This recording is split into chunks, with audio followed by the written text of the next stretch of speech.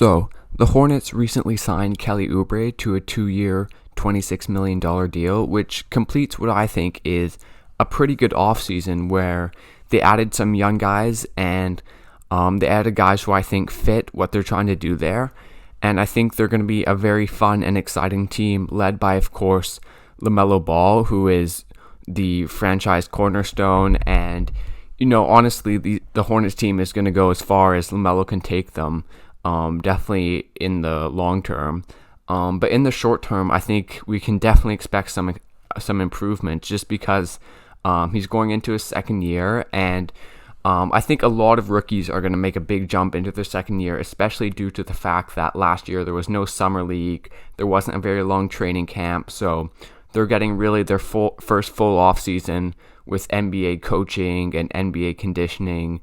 So I think we can expect a very big jump for a lot of rookies, and I think LaMelo could be one of them. And if you think of what he was already doing this year between the playmaking, how he was a good shooter, really just how he knew when to pass, knew how to make his teammates better, all that exciting stuff, being able to score in and around the rim with floaters and all that good stuff. I think, we can see that be even more elevated, maybe a bit more scoring around the rim, maybe, more finishes at the rim, maybe it's more of the pull-up threes, or just keeping that playmaking, but having a bigger role. Of course, the Hornets had him, Rozier, and Graham last year, but now with Graham gone and him being not a rookie anymore, you think the coaching staff put more trust in him, see what he can do with him handling the ball full time.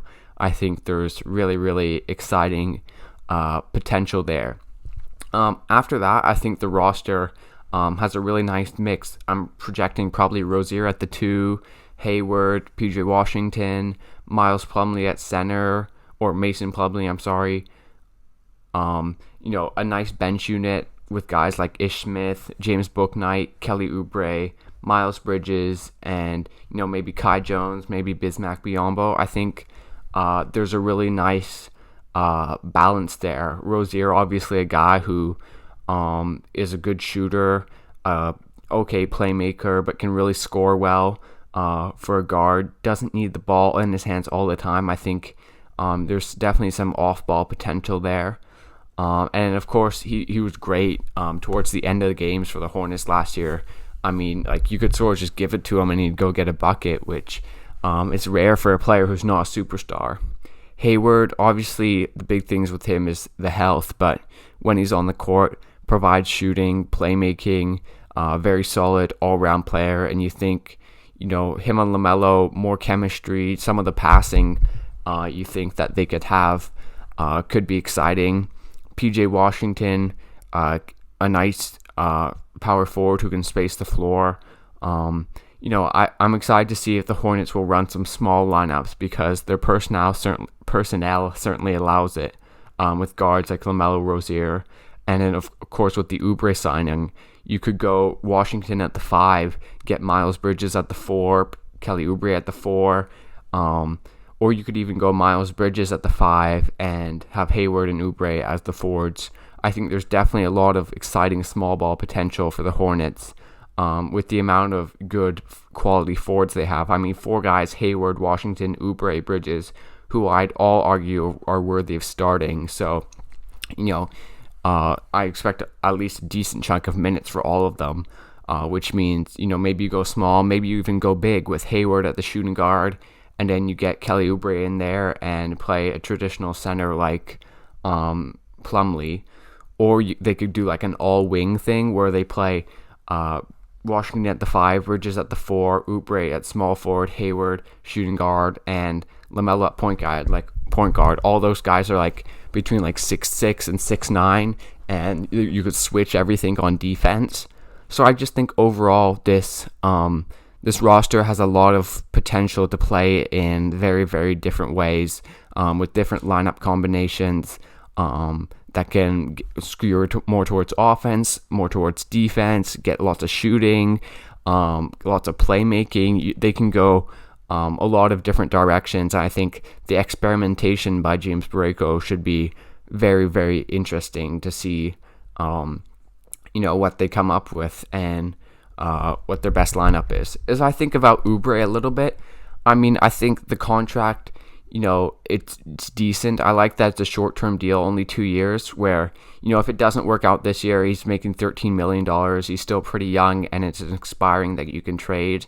And if it really works, you can just bring him back. I think I like his fit with LaMelo in that he can get up and down the floor.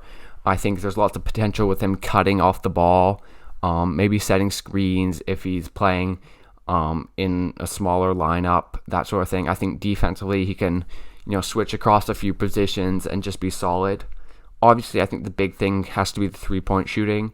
Pretty inconsistent, shot like 31% last year, but the year before 35%. So if you can get to a solid percentage on corner threes, like 36%, and he's also cutting and playing good defense, I think it's a good fit. And getting more athleticism, I think this team's transition game is going to be incredible, between LaMelo and Hayward and Rozier all being good playmakers, and guys like Bridges, Washington, Oubre, even the rookie Kai Jones, who can all cut to the rim and catch lobs and that sort of thing. So I think this team could be electric in transition, creating lobs and open threes.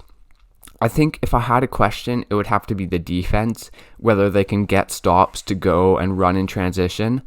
I think between having good overall size and being well coached, I think they can be, maybe an average defense, like 16th in the NBA. I think that'd be the hope. I don't really see any potential for them being like a top 10 defense, but I think if they're just solid on that end, I think their offensive potential is pretty scary, and just their potential to run in transition. I think, they can be that young team that just runs teams out of the gym. I think there's potential for that.